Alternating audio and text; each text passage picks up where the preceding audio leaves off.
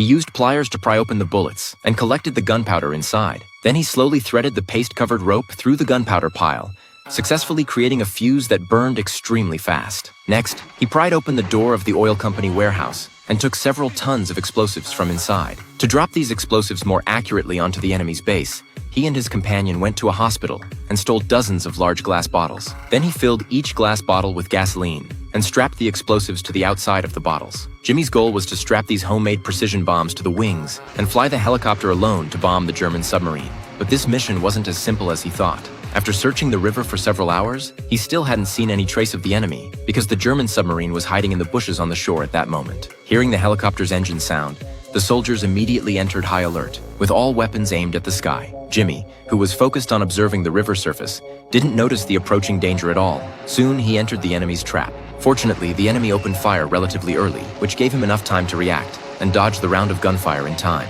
However, Jimmy, who had narrowly escaped death, didn't choose to retreat. After confirming the enemy's position, he decisively turned the helicopter around, quickly lit the fuse, and headed toward the German forces through the hail of bullets. Almost at the same time he reached above the submarine, the fuse had just burned out, so he quickly untied the net and dropped the bombs.